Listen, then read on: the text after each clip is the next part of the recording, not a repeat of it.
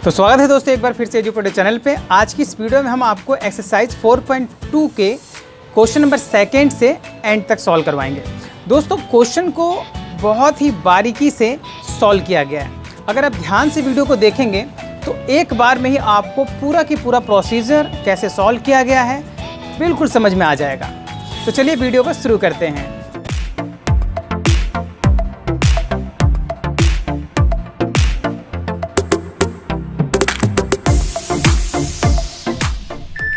तो last class में हमने एक्सरसाइज 4.2 का फर्स्ट क्वेश्चन सॉल्व किया था, ओके। और इसमें हमने ये पांचों जो पार्ट हैं, इसके 5 पार्ट्स हैं, ये सब हमने सॉल्व कर लिए थे। और मैंने आपको बताया था कि इंग्लिश और हिंदी दोनों में मैं आपको बता रहा हूँ ताकि हमारे जो इंग्लिश मीडियम के स्टूडेंट्स हैं और जो हिंदी मीडियम के स्टूडेंट्स हैं उन दोनों को ही एक दूसरे की भाषा जो है समझने में आसानी हो, ठीक है। तो आज जो है हम क्वेश्चन नंबर 2 से स्टार्ट करेंगे, ओके। चेक कर लेते हैं सब कुछ ठीक है, ओके। तो क्वेश्चन नंबर 2 में क्या पूछा गया देखिए। उदाहरण 1 में दी गई समस्याओं को हल कीजिए, ठीक है जी। एग्जाम्पल 1 निकालना, पहले उदाहरण 1 देखना है। इंग्लिश में भी ऐसे ही solve the example given in solve the question given या solve the problem given in example 1, ठीक है। तो यहाँ पे मैंने ये एग्जाम्पल 1 निकाल लिया है। चलिए तो इसे शुरू करने से पहले एक चीज समझ लीजिए कि अगर आपने अब तक 1 से लेकर 4.1 एक्सरसाइज के क्वेश्चंस नहीं देखे हैं, वीडियो नहीं देखे हैं, तो लिंक जो है कि नीचे डिस्क्रिप्शन बॉक्स में दिया हुआ है, देख लीजिएगा, ओके। सबके लिंक दिए हैं, साथ में नोट्स जो दूसरे सब्जेक्ट्स की नोट्स हैं वो भी दी हुई है, उसके लिंक भी नीचे दिए हुए हैं। विस्तार से हर एक चीज बताई गई है, सब बिल्कुल वीडियो के लिंक अलग अलग दिए गए हैं। ऐसा नहीं कि एक ही प्लेलिस्ट दे दी, नहीं, सारे अलग अलग है। आराम से देखिए बैठ के, कोई प्रॉब्लम नहीं होगी आपको, ओके। Let's start. तो यहां पर जो एग्जाम्पल 1 है और यहां पर निकाल लेते हैं उदाहरण 1। तो उदाहरण 6 है ये, फटाफट इसको हटाते हैं जल्दी से।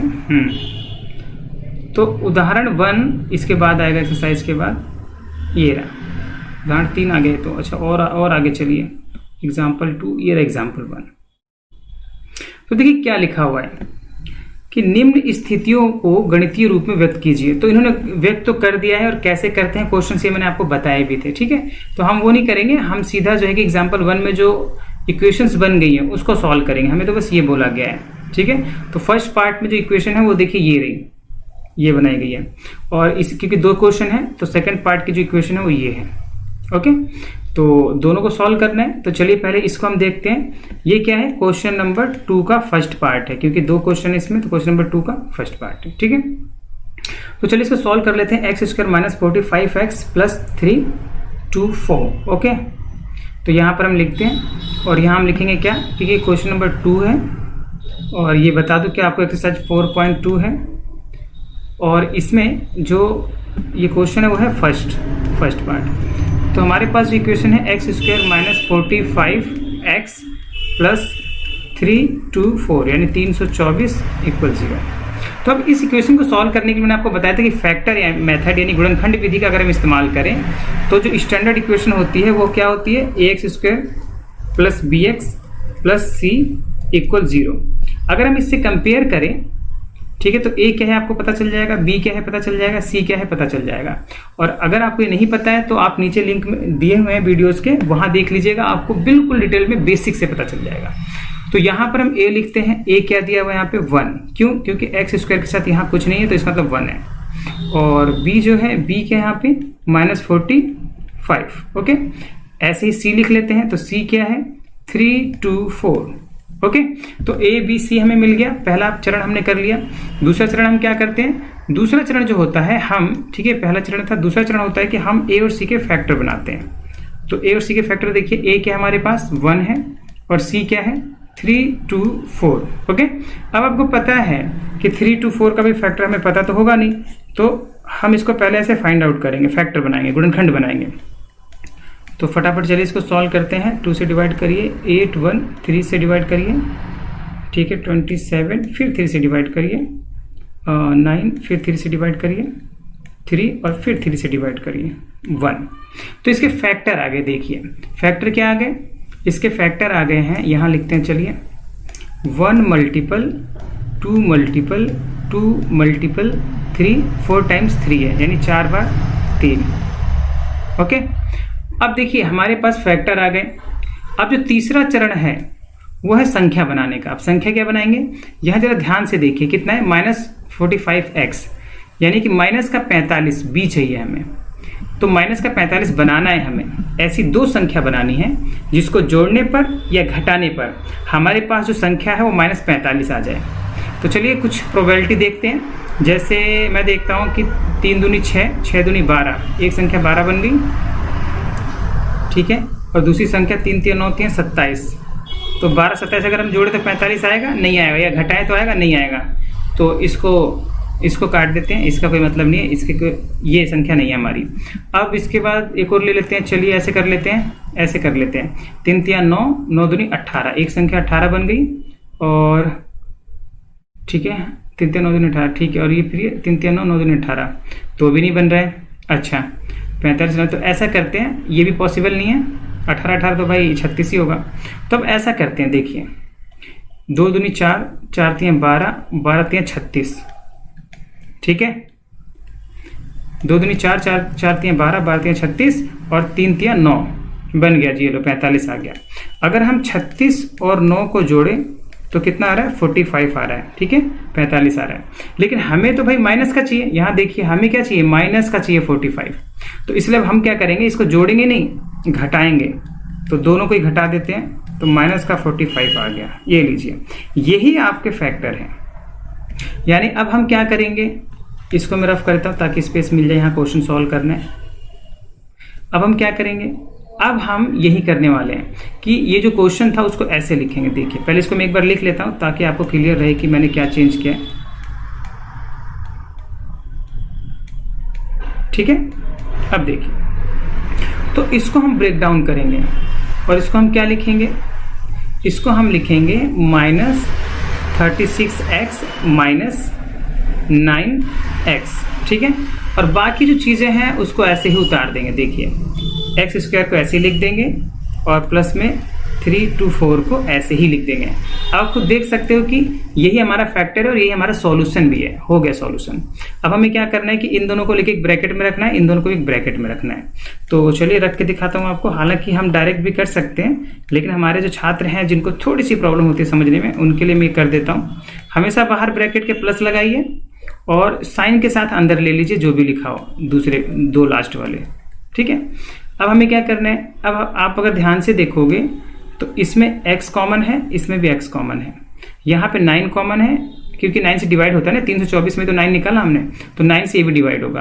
अब एक चीज़ ध्यान देनी है, पहले यहाँ पे जरा कॉमन निकालिए, x कॉमन निकाला मैंने, तो x माइनस में 36 आ गया। यहाँ पे ना माइनस है, लेकिन यहाँ तो माइनस नहीं है, तो हम क्या करेंगे, एक माइनस भी कॉमन लेंगे और 9 भी कॉमन लेंगे। तो अब उल्टा हो जाएगा, जो माइनस का था वो प्लस का हो गया, और जो प्लस का था वो क्या हो जाएगा, वो माइनस का हो जाएगा, ठीक है। इसे हटा देता हूँ, ओके। तो अब जो है यहाँ पर x माइनस में 36 आ जाएगा। एक मिनट, कलर इधर उधर। अब यहाँ पे क्या लिखेंगे, यहाँ पे वही चीज़ लिखेंगे, यानी कि x माइनस में 36। और याद रखना है कि दोनों में एक जैसा आना चाहिए, तभी आप सॉल्व कर पाएंगे, तभी आपका सॉल्यूशन सही है। तो भाई दोनों में एक जैसा आया तो इसको लिखिए एक बार, और जो बच गया बाहर, यानी कि ये x और ये माइनस का 9, इसको लिखिए दूसरे ब्रैकेट में, x माइनस में 9, और इक्वल में लिखिए 0 के। ये लीजिए आपका सॉल्यूशन हो गया। अब दोनों को रखेंगे किसके इक्वल, दोनों को रखेंगे 0 के इक्वल, 0। तो x इक्वल आ गया कितना, 36, हो गया सॉल्यूशन। और x माइनस 9 इक्वल, फिर इसको भी रखिए 0 के इक्वल, तो x की वैल्यू क्या आ गई, 9। तो इस तरीके से आपने देखा कि हमने बड़े ही आराम से इसको कर लिया सॉल्व, ठीक है। तो x के हमारे पास 2 वैल्यू आ गई, यही हमारे आंसर है। आई होप आपको ये समझ में आ गया होगा, है ना, कैसे कैसे मैंने फाइंड आउट किया है। ना समझ में आया, थोड़ा बहुत रह गया तो आप दोबारा एक बार वीडियो को देख लीजिएगा, ओके। अब देखिए x² माइनस 55x प्लस 750, इस पे आते हैं। चलिए दूसरा पार्ट करते हैं अब सॉल्व। तो दूसरे पार्ट में अगर हम ध्यान से देखें, ये सेकंड पार्ट हो गया। तो सेकंड पार्ट में क्वेश्चन क्या है देख लेते हैं एक बार दोबारा से। x² minus 55x, okay. तो x² माइनस 55x और प्लस का 750 इक्वल 0। चेक करते हैं, क्योंकि क्वेश्चन अगर गलत रहा तो फिर हमारा सब गलत हो जाए। ठीक है, सही है, ओके, क्वेश्चन सही है। तो देखिए अब हम क्या करेंगे, अब इसको सॉल्व करेंगे, और इसको सॉल्व करने का भी वही तरीका है। सबसे पहले आप ABC लिख लीजिए। तो चलिए मैं ABC लिख लेता हूँ। A क्या है यहाँ पे देखिए, x के साथ कुछ है नहीं है 1, तो 1 लिख दीजिए। B क्या है देखिए, कुछ माइनस में 55 है B, तो माइनस का 55 लिख दिया हमने। और C क्या है, C है 750। ठीक है, अब A और C के फैक्टर बनाइए। तो A है 1 और C है 750। तो आपको पता ही है इसको आप कैसे फैक्टर बना लोगे, जैसे मैंने बताया ना, ऐसे करके आप बना लीजिएगा। मैं डायरेक्ट लिख देता हूँ, ऐसे आप बना लीजिएगा। ठीक है, तो 75 का फैक्टर क्या होगा, 75 का अगर हम फैक्टर निकालें, चलिए तो पहले ये निकल लीजिए। 10 का फैक्टर लिख दिया और फिर 75 का फैक्टर लिख देता हूँ। तो 15 × 5 = 75 होता है। तो 15 का पहले फैक्टर लिख देता हूँ। ठीक है, 15 का फैक्टर लिख दिया, 15 × 5 = 75 और 5 का फैक्टर लिख दिया। तो 5 × 5 = 25, 25 × 75, 75 दूनी 150 और 150 × 5। ठीक है, ठीक है, तो ये हमारे सामने फैक्टर आ गए। अब आपका दूसरा काम क्या है, आपको B जो संख्या दी हुई है -55, ये लेके आना है। तो कैसे लाएंगे जी, चलिए वही चीज़ है, कोई भी दो संख्या बनाइए जिसको जोड़ने या घटाने पे -55 आ जाए। तो ऐसे कर लेते हैं, 5 × 15, 15 दूनी 30। ठीक है, एक संख्या तो बन गई यहाँ से यहाँ तक, 15 दूनी 30 और 55 25। ये लो जी, सही, पहली बार में बन गया। तो ये आपके आ गए फैक्टर। ठीक है, अब इनको क्या करना है, अगर हम इनको जोड़ेंगे तो आप देखोगे कितना आ जाएगा, 55 आ रहा है, लेकिन किसका आ रहा है, प्लस का, जबकि हमको तो माइनस का चाहिए। तो हम क्या करेंगे, इन दोनों को घटाएंगे, -30 और -25 इक्वल आ गया -55। तो ये आपके फैक्टर हो गए। ठीक है, तो बस हो गया सवाल सॉल्व। अब क्या है, अब हमें बस थोड़ी बहुत जो है कैलकुलेशन करनी है, हो गया सॉल्व। अब इसको फटाफट सॉल्व कर लीजिए। आइए, तो इसको हम लिखेंगे x² -55 को क्या लिखने वाले हैं हम, 30x - 25x और प्लस में 750। Okay, equal 0। ठीक है, यहाँ पे लाइन खींच देता हूँ ताकि प्रॉब्लम ना हो। अब इसमें कॉमन लेना है और इन दोनों संख्या में कॉमन लेना है। तो भाई x² - 30x को एक ब्रैकेट में रख देते हैं, यहाँ प्लस का निशान लगाइए हमेशा, और अंदर साइन के साथ लिखिए जो भी संख्या है। ठीक है, हमेशा प्लस का निशान लगाइएगा, कोई प्रॉब्लम नहीं होगी, इक्वल 0। अब यहाँ पर कॉमन ले लीजिए x, तो ये हो गया x - 30 और माइनस कॉमन लीजिए, और 25 भी यहाँ पे कॉमन आ रहा है, 25, क्योंकि ये भी कटेगा 25 से, तो संख्या हमारे पास, और हमने क्योंकि माइनस भी कॉमन लिया तो ये भी चेंज हो जाएगा। ठीक है, अब अगर आप ध्यान से देखोगे तो ये दोनों एक जैसे आ गए ना, और जो एक जैसे आए थे उनको एक बार लिखते हैं। चलिए एक बार लिख देते हैं, यानी कि x - 30 और जो बाहर है ब्रैकेट के जो बाहर है उसको एक साथ लिखिए, इक्वल 0। ठीक है, तो आई होप कि आपको समझ में आ गया होगा। अब x - 30 इक्वल हम क्या लिखेंगे, 0, और यहाँ पे x - 25 इक्वल भी हम क्या लिखेंगे, 0। तो x की वैल्यू हमारे पास आ गई 25 और यहाँ पे x की वैल्यू हमारे पास क्या आ गई, 30। तो इस तरह से देखा आपने, ये भी क्वेश्चन हमारा हो गया सॉल्व। ओके, हो गया ना आराम से सॉल्व। तो ये भी आंसर खत्म। आप स्क्रीनशॉट लेना चाहें तो ले लीजिए, मैं थोड़ा सा इसको कर देता हूँ छोटा ताकि आपकी स्क्रीन पे आ जाइए। ठीक है, स्क्रीनशॉट ले लीजिए, आपको 5 सेकंड का टाइम देता हूँ। 1 2 3 4 5। ठीक है, और इसका लेना चाहें तो इसका भी ले लीजिए। 1 मिनट, सॉरी, इधर आ जाओ। हाँ, अब इसका लेना चाहें तो इसका भी ले लीजिए, थोड़ा सा और छोटा कर देता हूँ ताकि आपकी स्क्रीन पे आ जाए। ओके, इसका भी लेना चाहे तो 5 सेकंड का टाइम है। 1 2 3 4 5। ठीक है, चलिए अब क्वेश्चन जो है कि दोबारा अपना सॉल्व करते हैं, एक्सरसाइज पे चलते हैं।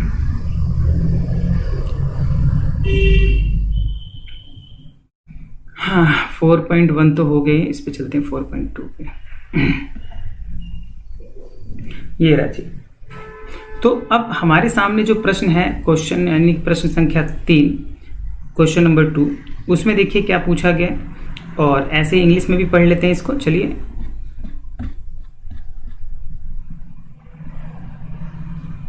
ये अब क्वेश्चन नंबर 3 रीड करेंगे तो देखिए क्या आपको मिलता है।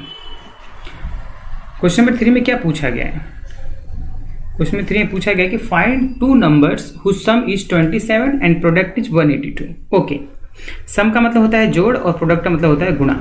हिंदी में आपको एक बार क्वेश्चन रीड कर देते हैं। ऐसी दो संख्याएं ज्ञात कीजिए जिनका योग 27 हो और गुणनफल 182। ठीक है, तो चलिए कोई बात नहीं है, ये तो बहुत ही आसान सवाल है।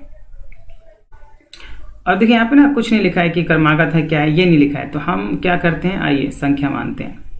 अच्छा मुझे एक बात बताइए, ये तो पहले का सवाल है, हमें थोड़ा सा नीचे आना पड़ेगा इसके लिए। नीचे मतलब नीचे ऐसे।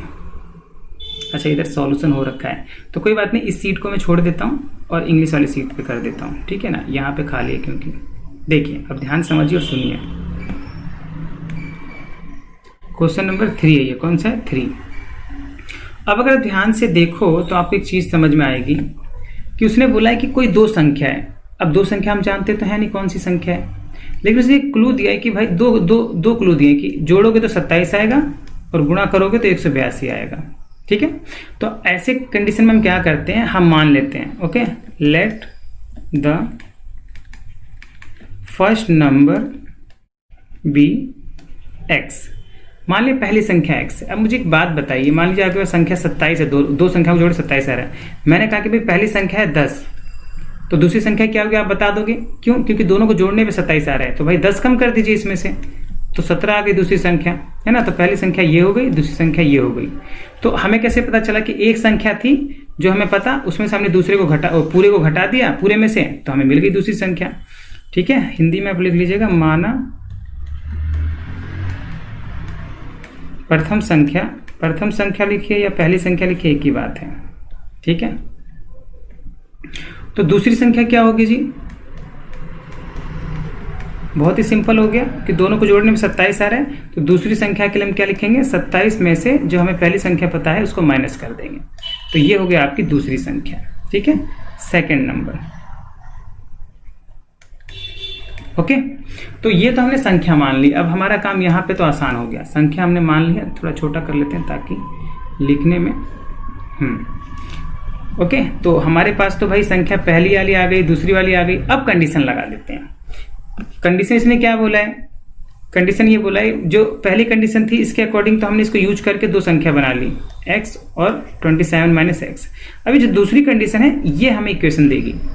क्या बोला है कि दोनों का गुणनफल, तो हम यहाँ पे लिखेंगे अकॉर्डिंग टू क्वेश्चन। ठीक है, हिंदी में हम इसको बोलते हैं प्रश्नानुसार।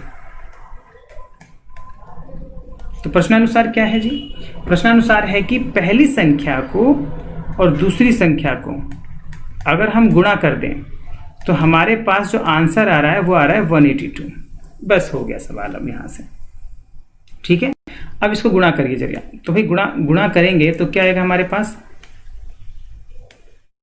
अगर हम x को 27 से गुणा करेंगे तो 27x माइनस x को x से करेंगे तो x स्क्वायर इक्वल 182। ठीक है, अब ऐसा करिए, इन सबको या तो उधर लेके चले जाइए या इसको इधर ले आइए। तो मैं क्या कर रहा हूँ, मैं इन सबको उधर लेके जा रहा हूँ, क्योंकि माइनस का x है ना, उधर जाएगा तो प्लस हो जाएगा। तो भाई x स्क्वायर प्लस का हो गया, और जो माइनस 27 प्लस का था वो माइनस का हो गया इधर आके, और ये यहीं पर है तो ये 182 हो गया। और इस तरफ हम क्या लिख देंगे 0, क्योंकि मैं सबको उठा लाया कहाँ, इस तरफ। ठीक है, तो ये हमारे पास एक नई इक्वेशन बन गई हमारे पास। अब सॉल्व करने का तरीका वही है, या मुझे दोबारा सॉल्व करके दिखाना पड़ेगा, मेरे हिसाब से आप सॉल्व कर लेंगे। ठीक है, तो इसको मैं छोड़ देता हूँ, या अगर आप कहें तो सॉल्व कर देते हैं, इक्वेशन तो बन गई है। ठीक है, तो आप इसको सॉल्व करिएगा, और अगर ना आए तो आप मुझे कमेंट कर दीजिएगा, क्योंकि मैंने इतनी सारी इक्वेशन आपको सॉल्व करके दिखा दी है कि इसका अब कोई फायदा नहीं है कि मैं आपको दोबारा यही इक्वेशन दिखाऊं और फिर आप इसको सॉल्व भी ना कर पाए। ठीक है ना, टाइम वेस्ट हो जाएगा ज़्यादा। चलिए अगले क्वेश्चन की तरफ चलते हैं, अगला क्वेश्चन देखते हैं। तो देखिए अब क्वेश्चन 4 देखिए जरा, ये मैं आपको सॉल्व करके दिखाऊंगा। Find 2 consecutive positive integers, sum of square is 365। Okay, कह रहा है कि ये जो वर्ड है मैंने आपको पिछली क्लास में भी बताया था, जो 4.1 एक्सरसाइज सॉल्व करवाई थी, कि कॉन्सिक्यूटिव और हिंदी में इसको बोलते हैं क्रमागत। दो क्रमागत धनात्मक पूर्णांक ज्ञात कीजिए जिनके वर्गों का योग 365 हो। एक शब्द देखिए लिखा है यहाँ पे, वर्गों का योग। ठीक है, दो क्रमागत संख्या है और उनका वर्ग किया गया है और उनको ऐड करने पे 365 आ रहे हैं। जब कभी ऐसा सवाल आ जाए तो ये जो शब्द है कॉन्सिक्यूटिव यानी क्रमागत, उसको हम क्या समझते हैं, आइए मैंने आपको बताया भी होगा। देखिए क्वेश्चन, अगर आप इसका स्क्रीनशॉट लेना चाहें तो ले सकते हैं, ठीक है, थोड़ा छोटा कर देता हूँ, ऐसे करके ले लीजिए, ठीक है। ठीक है, अब देखिए इधर, तो ये जो क्वेश्चन नंबर 4 है, क्वेश्चन नंबर 4, तो क्रमागत जब बोले ना कंसेक्यूटिव, तो ऐसे पहले लिख लीजिए, अभी मैं आपको समझाता हूँ दोबारा से। क्रमागत का मतलब क्या होता है, 1 मिनट। माना पहली क्रमागत संख्या x है, ठीक है। और अगर इसको हम इंग्लिश में लिखेंगे तो क्या लिखेंगे, late the first consecutive number, ठीक है। तो सेकंड क्या हो जाएगी जी, देन सेकंड कॉन्सिक्यूटिव नंबर क्या होगा, सेकंड कॉन्सिक्यूटिव नंबर को हम क्या मानेंगे, हम मानेंगे x+1। क्यों मानेंगे, मैंने आपको बताया था क्रमागत का मतलब होता है कि क्रम से, जैसे अगर 1 है तो 1 के बाद 2 आएगा, 2 के बाद 3 आएगा, 3 के बाद 4 आएगा, हरदम 1-1 बढ़ेगा, ठीक है ना। तो यहां पर हम लिख देंगे माना दूसरी क्रमागत संख्या, ठीक है। तो हमारे पास 2 संख्या आ गई, एक को हमने x माना और दूसरी को x+1 माना। क्यों, क्योंकि मैंने आपको बताया था क्रमागत का होता है क्रम से, जैसे 9 है तो 9 के बाद क्या आएगा, 10 आएगा, तो ये किससे कितना ज्यादा है, 1 ज्यादा है। ऐसे 10 के बाद क्या आएगा, 11 आएगा, तो इससे कितना ज्यादा है, 1 ज्यादा है। तो कभी भी मैं अगर क्रमागत संख्या लेनी हो, क्रम से संख्या लेनी हो, तो हम उसमें 1-1 जोड़ते जाएंगे। अगर 3 क्रमागत संख्या बोली होती ना, तो हम क्या करते, हम फिर इसमें x+2 करते, यानी कि 1 और जोड़ते हैं, ठीक है, x+1+1 करते हैं, ओके। अब उसने बोला है कि भाई अकॉर्डिंग टू क्वेश्चन, यानी कि प्रश्न के अनुसार हमारे पास क्या है, प्रश्नानुसार हमारे पास क्या कंडीशन है, अकॉर्डिंग टू क्वेश्चन। अब प्रश्नानुसार क्या हमारे पास, प्रश्नानुसार है हमारे पास कि अगर हम ये जो 2 संख्या है उसका स्क्वायर कर दें दोनों को और जोड़ दें उनको, यानी x की स्क्वायर कर देते हैं, पहली संख्या का स्क्वायर कर दीजिए और जो दूसरी संख्या थी क्रम से ली हुई इसका भी स्क्वायर कर दीजिए और दोनों को जोड़ दीजिए, मैंने यहाँ जोड़ दिया है। तो हमारा जो आंसर आएगा वो आएगा 365। ये प्रश्न में कहा गया है, ठीक है, कि 2 क्रमागत संख्याओं के वर्गों का योग, वर्गों का मतलब square of 2 positive integers, the sum of square of 2 positive integers are 365।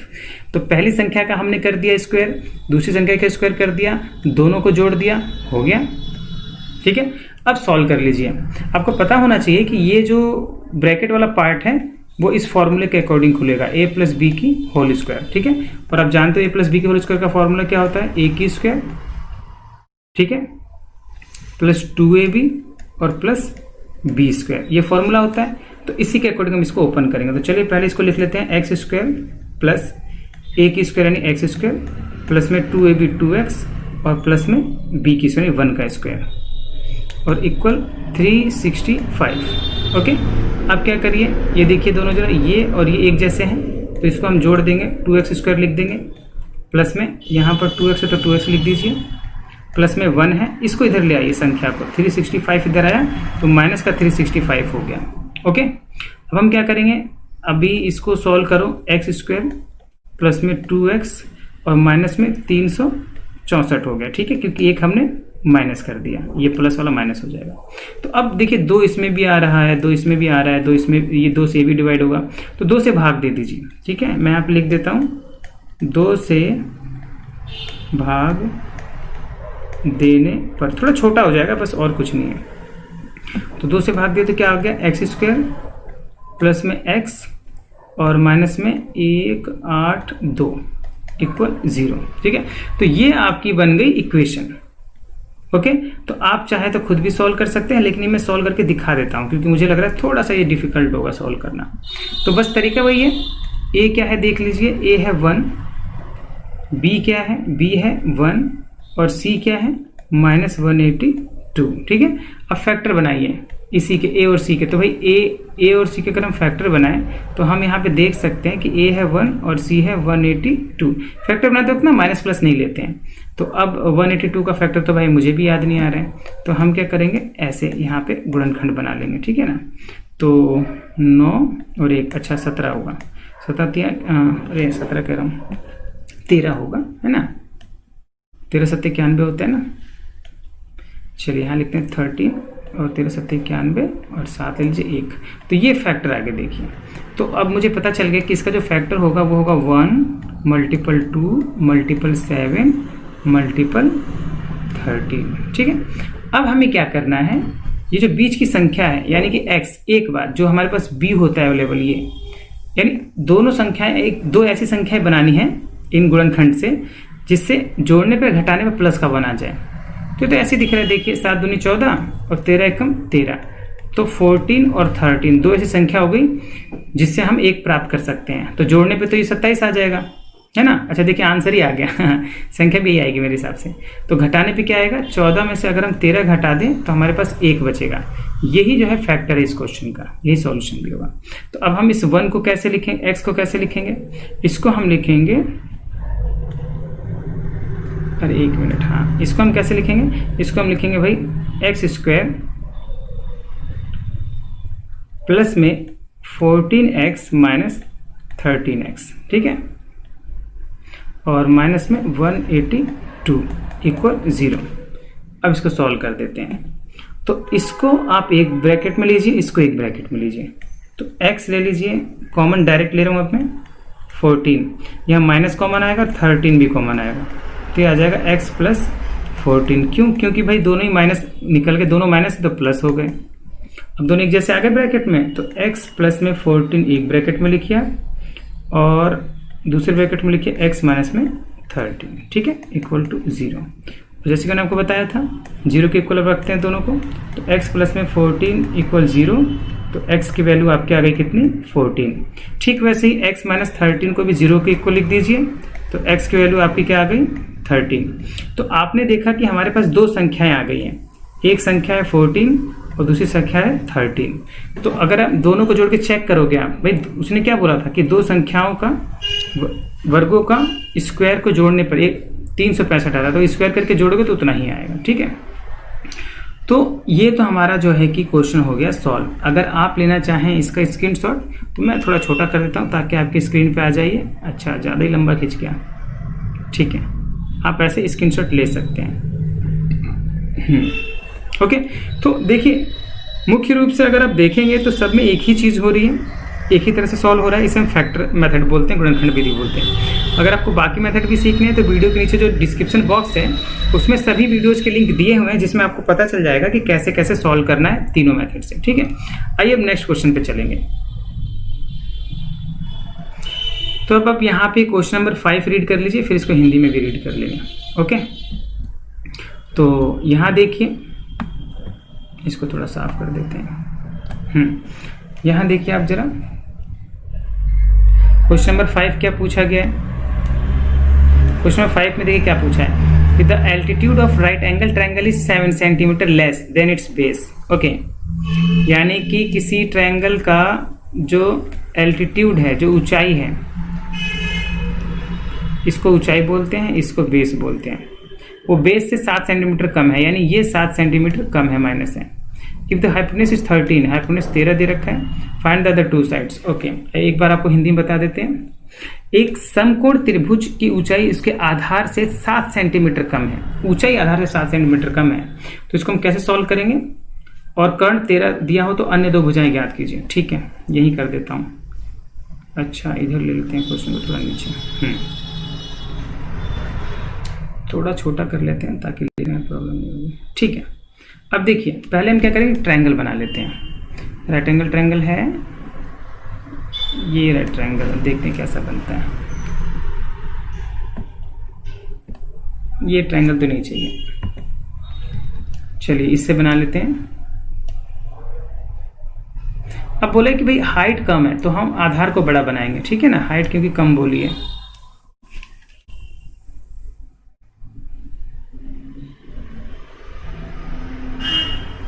ठीक है, बन गया। तो अब हमारे पास ट्रायंगल बन गया है, और क्या कहा गया प्रश्न के अनुसार समझते हैं। भाई प्रश्न में ये कहा गया कि जो उसका आधार है, आधार यानी बेस, तो ये आधार हम इसे x मान लेते हैं। तो आधार ये जो हाइट है, ये तो हाइट होगी h, ठीक है, ये h है। तो आधार जो है वो बड़ा है, या यूं कहें कि हाइट छोटी है आधार से। कितनी छोटी है? 7। तो हम इसको 7 माइनस कर देंगे, ठीक है। तो भाई हमारे पास दोनों कंडीशन बन गई। क्या बन गई? कि जितना आधार है उससे ऊंचाई 7 सेंटीमीटर कम है। तो हमने यहाँ पे x माइनस 7 लिख दिया, ये हो गई ऊंचाई। और ये 13 दे रखा है, तो ये वाली भुजा और ये वाली भुजा हमें बतानी है, ठीक है। तो हम यहाँ पे लिख लेते हैं, क्वेश्चन नंबर 5 है ये। माना त्रिभुज का आधार x सेंटीमीटर है। कितने सेंटीमीटर? x सेंटीमीटर, ठीक है। Let the base of triangle be x, okay. तो हाइट क्या होगी? देन हाइट ऑफ ट्रायंगल, तो भाई ट्रायंगल की हाइट हो जाएगी x माइनस 7, ठीक है। हिंदी में लिख लेंगे त्रिभुज की ऊंचाई x माइनस 7 होगी, ठीक है। तो बस अब इसमें क्या आपको पता ही होगा कि अकॉर्डिंग टू पाइथागोरस थ्योरम, यानी पाइथागोरस प्रमेय के अनुसार, पाइथागोरस प्रमेय के अनुसार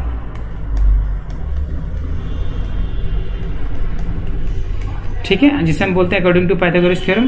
अब अकॉर्डिंग टू पाइथागोरस थ्योरम क्या होगा? आप सभी को पता होगा, नाम देते हैं इसको A B C। आप सबको पता है कि AC का जो स्क्वायर होता है, यानी कर्ण का स्क्वायर, वो होगा बराबर किसके? AB के स्क्वायर के प्लस के BC के स्क्वायर के, ओके। तो AC स्क्वायर, अब AC के हमारे पास 13 है, रख दीजिए जी 13 स्क्वायर कर दीजिए। AB के हमारे पास x माइनस 7 है, ठीक है, इसका भी स्क्वायर कर दीजिए।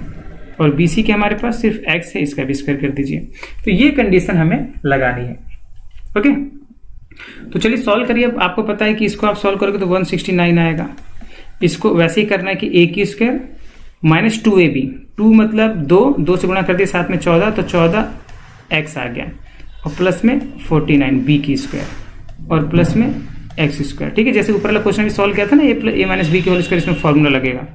a माइनस बी की होल स्क्वायर का जो फॉर्मूला होता है वो क्या होता है? वो होता है भाई a की स्क्वायर माइनस में 2ab और प्लस में b स्क्वायर, ठीक है। तो अब यहाँ पे 169 को इस तरफ लेके आइए। तो यहाँ ध्यान से देखिए, ये भी x स्क्वायर है, ये भी x स्क्वायर है। तो हमारे पास जो इक्वेशन बनेगी वो क्या बनेगी? वो बनेगी, यहाँ पे मैं लिखता हूँ 0, क्योंकि मैं इसको इधर उठा के ला रहा हूँ। तो 2x square minus 14x plus में 49 माइनस 169, ठीक है, इक्वल 0। तो अब यहाँ पे 2x स्क्वायर माइनस में 14x, और ये घटा देंगे तो 49 घट गया, तो कितना बचेगा? 0 और 6 120 बचा माइनस का, क्योंकि बड़ी संख्या माइनस की है। अब आप ध्यान से देखोगे तो ये ना कटने वाली संख्या है, 2 से कट रही है, यहाँ भी 2 आ रहा है, यहाँ भी 2 आ रहा है, यहाँ भी 2 आ रहा है। तो इसका मतलब ये कि 2 से डिवाइड कर देंगे हम, तो हमारे पास संख्या बचेगी x स्क्वायर माइनस 7x और माइनस 60। तो ये हमारे पास आ गई इक्वेशन, और इसको हम सॉल्व करके आंसर निकाल सकते हैं, ठीक है। तो चलिए आंसर निकालते हैं इसका सॉल्व करके, और इसको देखते हैं कैसे सॉल्व होगी। तो तरीका वही है कि आपको क्या करना है, पहले a लिखना है। a क्या है यहाँ पे 1, और b क्या है यहाँ पे माइनस 7, और c क्या है यहाँ पे माइनस 60, ठीक है। अब a और c का फैक्टर बना लीजिए। चलिए फटाफट, 1 मल्टीपल 60 का फैक्टर, तो आपको पता है 12 × 5 = 60 होता है। तो 12 का फैक्टर हो गया 2 3 6, 6 दूनी 12, और 12 × 5 = 60, ठीक है, 12 × 5 = 60, ठीक है ना। तो अब हमें तो भाई -7 चाहिए, हमें क्या चाहिए? संख्या -7 आना चाहिए, 2 संख्या ऐसी बननी चाहिए। तो चलिए 2 संख्या ऐसी बनाते हैं। अब वो 2 संख्या कौन कौन सी हो सकती हैं? तो 5 दूनी 10 और 2 3 6, 4 आ रहा है, ये तो नहीं हुई। 12 7 हो गई, देखिए कैसे, 3 दूनी 6, 6 दूनी 12 और 5, अगर हम जोड़ेंगे तो 17 आ रहा है, लेकिन घटाएंगे तो 7 आ रहा है, ठीक है ना। लेकिन ध्यान से देखिए, हमें -7 चाहिए, तो इसलिए हम क्या करेंगे, उल्टा कर देंगे। माइनस को लिख देंगे, ये -12 को लिख देंगे, और प्लस को 5 को 5 को प्लस लिख देंगे तो माइनस में 7 आ जाएगा। तो यही फैक्टर है, यही फैक्टर है। ओके, तो हमारे पास वैल्यू हमें पता चल गई। अब इसको सॉल्व कर सकते हैं आराम से। तो चलिए अब इसको सॉल्व कर लेते हैं। इसके फैक्टर क्या बनाएंगे, इसके हम फैक्टर बनाएंगे x square minus 12x plus 5x minus 60 equal 0। Okay, तो यहाँ पर अगर आप ध्यान से देखो फैक्टर बन गए हैं, कॉमन निकालेंगे तो एक जैसा आएगा। x कॉमन निकाल लेता हूँ तो x माइनस में 12 आ गया, और प्लस में 5 कॉमन निकाल लेता हूँ तो x माइनस में 12 आ जाएगा इक्वल 0। तो भाई x माइनस 12 को हम एक बार लिख देंगे और x प्लस 5 को हम दूसरी में लिख देंगे। अब दोनों को 0 के इक्वल लिख लेते हैं तो x माइनस 12 इक्वल हो गया 0। तो x की वैल्यू कितनी आ गई 12 सेंटीमीटर। ठीक है, ऐसे ही x प्लस 5 को भी आप लिख लीजिए 0 के इक्वल। तो x इक्वल क्या हो जाएगा -5। कोई साइड माइनस में नहीं होती है, नेगेटिव नहीं होती है, तो ये आंसर नहीं है। हम इसको लेके सॉल्व करेंगे। तो हमारी हाइट जो हमने मानी थी, देखिए यहाँ पे हमने बेस आधार, जो त्रिभुज का आधार माना था वो माना था x।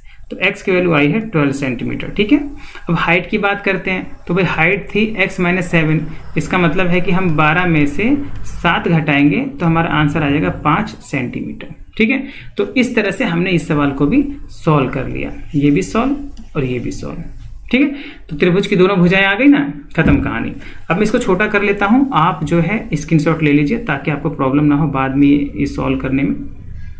ये क्वेश्चन कहाँ से, यहाँ से। हाँ, अब आप ले लीजिए आराम से स्क्रीनशॉट। तो देखिए कितने आराम से हमने सारे क्वेश्चंस को सॉल्व किया, और मैंने आपको सारे कॉन्सेप्ट भी बताए। इसमें जहां जहां पे कोई प्रॉब्लम हो सकती है उसको मैंने दूर करने की कोशिश की है। तो आइए अब क्वेश्चन नंबर 6 देखते हैं और इस एक्सरसाइज को इसके मुकाम तक पहुंचाते हैं। तो देखिए जरा बड़े हो जाइए। तो जो क्वेश्चन नंबर 6 है, अगर आप उसे ध्यान से पढ़ोगे तो आपको समझ में काफ़ी कुछ आ जाएगा कि एक कुटीर उद्योग, ठीक है, एक कुटीर उद्योग एक दिन में कुछ बर्तनों का निर्माण करता है। ठीक है, एक विशेष दिन यह देखा गया है कि प्रत्येक नग की निर्माण लागत रुपयों में उस दिन के निर्माण किए गए बर्तनों की संख्या के दुगने से 3 अधिक थी। अच्छा जी, यदि उस दिन की कुल निर्माण लागत 90 रुपये थी तो निर्मित बर्तनों की संख्या प्रत्येक नग की लागत ज्ञात कीजिए। 2 चीजें पूछा है, निर्मित बर्तनों की संख्या, कितने बर्तन बने, और हर बर्तन की लागत, यानी कि हर बर्तन को बनाने में कितना खर्च आया, हर एक बर्तन बनाने में। आइए इसको एक बार इंग्लिश में भी रीड करते हैं ताकि कंफ्यूजन दूर हो।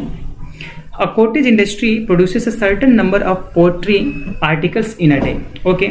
It was observed on a particular day that the cost of production of each article in rupees.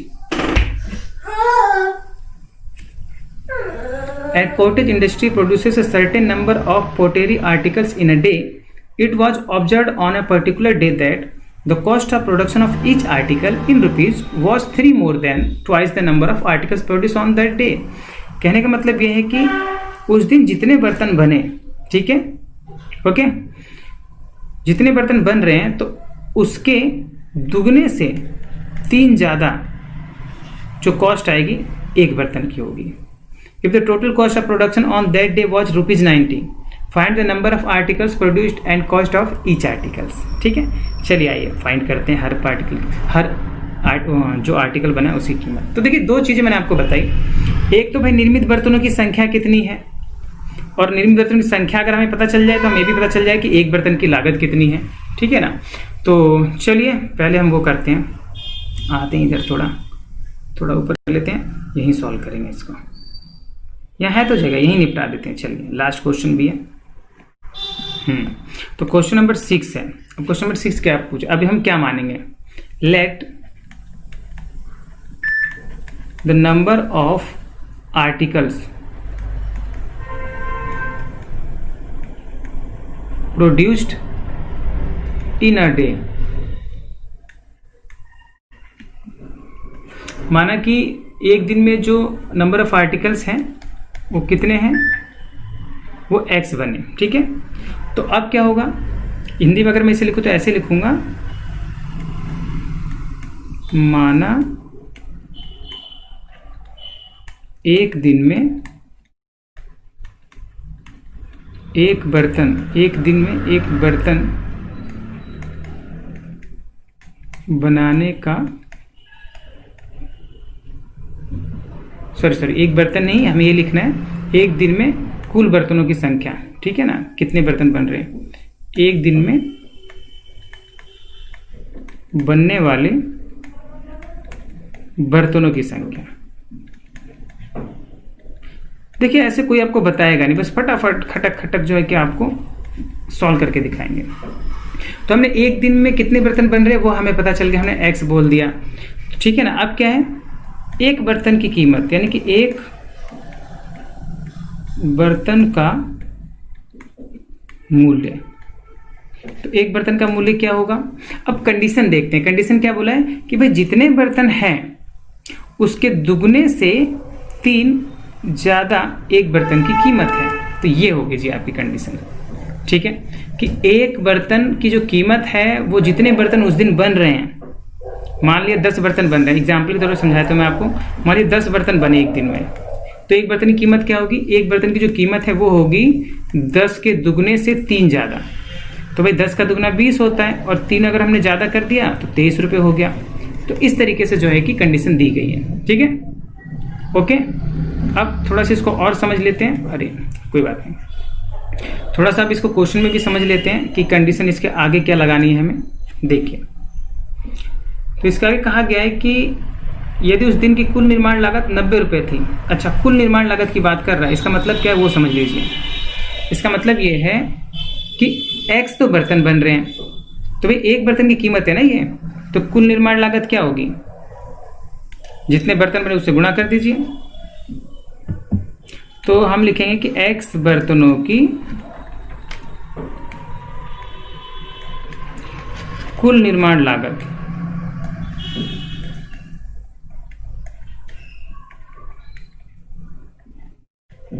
x बर्तनों की कुल निर्माण लागत, तो x बर्तनों की कुल निर्माण लागत क्या होगी भाई, जितने बर्तन बने उस दिन और एक बर्तन की कीमत। तो एक बर्तन की कीमत क्या है, एक बर्तन की कीमत है 2x प्लस में 3, ये लीजिए, और ये किसके बराबर है, ये है 90 रुपये के बराबर, हम 90 लिख देंगे इसके सामने।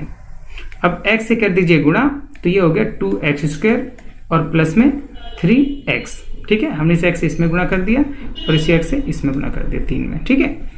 तो अब इसको इक्वेशन के फॉर्म में हमने बना लिया है, एक तरफ करके इसको स्टैंडर्ड इक्वेशन बना लीजिए, x² प्लस में 3x माइनस में 90 इक्वल 0, ओके। अब फिर वही चीज़ करनी है हमें, 90 का अगर फैक्टर बनाओगे तो क्या बनेगा, 90 और 2 का फैक्टर बना लो, तो 90 15 6 के 90 होता है, तो 15 का फैक्टर हो गया ये, और 15 6 के 90, 6 का भी फैक्टर बना दीजिए, ठीक है, 90 का हो गया, और ये यहाँ पे 2 लिखा हुआ है, तो एक और 2 डाल दीजिए, तो फैक्टर हमारे पास आ जाएगा 3 मल्टीपल 5 मल्टीपल 2 मल्टीपल 3 मल्टीपल 2। संख्या क्या बनानी है, 3 बनाना है हमें, 3 का अंतर आना चाहिए, तो 3 का अंतर आने के लिए हम क्या कर सकते हैं, 5 3 15 और 2 3 6 6 दूनी 12 आ गया। तो हमारी जो इक्वेशन बनेगी उसमें हम क्या करेंगे, हम इस 3x को ब्रेक डाउन करेंगे ऐसे, प्लस का है ना, तो 15x माइनस में 12x ऐसे लिखेंगे, ठीक है, और बाकी चीज़ें वैसी ही रहेंगी, 2x² प्लस में 15 और माइनस में यहाँ पे 90 और इक्वल 0, ओके। अब हम क्या करेंगे, अब हम इसमें कॉमन निकाल लेते हैं, तो कॉमन निकल रहा है क्या, कुछ नहीं निकल रहा, x तो निकल रहा है, तो भाई 2x प्लस में 15, ठीक है, यहाँ -12 कॉमन निकालिए, तो -12 12 5 नहीं आता, -12 नहीं निकलेगा क्योंकि 90 तो 12 के टेबल में आता नहीं है, लेकिन 6 तो निकल जाएगा, 6 तो निकलेगा ना, तो 6 से डिवाइड कर दीजिए, तो 6 दूनी 12 और 6 कम 6 ये 15 आ जाएगा, ठीक है, और इक्वल में आप 0 लिख दीजिए, 0 इधर लिखिए उधर लिखिए उससे कोई फर्क नहीं पड़ता है। तो ये लीजिए जी, हमारे आगे फैक्टर 2x प्लस में 15 हो गया एक ब्रैकेट में, और x माइनस 6 हो गया दूसरे ब्रैकेट में, ठीक है, तो ये हमारे फैक्टर बन गए। अब हम क्या करेंगे, अब इनको 0 के इक्वल रख के इनका आंसर निकाल लेते हैं, तो 0 के इक्वल रखते हैं, चलिए, तो 2x प्लस 15 इक्वल 0 और x माइनस 6 इक्वल 0, ओके। तो भाई x की वैल्यू आ गई 6, और यहाँ पे अगर हम ध्यान से देखें तो 2x इक्वल माइनस में 15 होगा, फिर x की वैल्यू निकालेंगे तो -15 अपॉन में 2 होगा, जो कि माइनस की संख्या है, तो इसको हम नहीं काउंट करेंगे, हम इसको काउंट करेंगे। तो चलिए अब ऊपर चलते हैं, x की वैल्यू आ गई।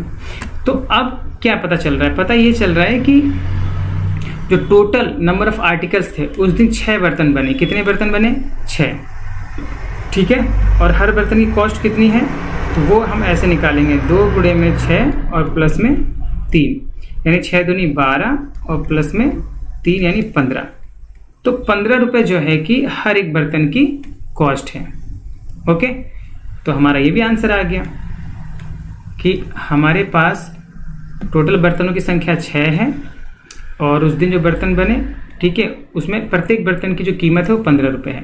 तो दोस्तों इस तरह से जो है कि ये एक्सरसाइज भी हो जाती है कंप्लीट। आप स्क्रीनशॉट लेना चाहें तो ले लीजिए, मैं इसको थोड़ा सा और छोटा कर देता हूं ताकि आपकी मोबाइल स्क्रीन पे शो हो जाए। ठीक है, तो देखिए कितने आराम से हमने ये पूरी एक्सरसाइज सॉल्व की। आई होप कि आपको समझ में आया होगा। फिर भी कोई प्रॉब्लम है देन डोंट वरी, आप जो है बेझिझक जो है अपनी कमेंट कर सकते हैं नीचे कमेंट सेक्शन में जाके, और जो हमसे बन पड़ेगा आपके लिए आपकी मदद करेंगे, सपोर्ट करेंगे। ओके, तो मिलते हैं फिर नेक्स्ट वीडियो में, तब तक के लिए थैंक यू, बाय बाय, जय हिंद, जय भारत।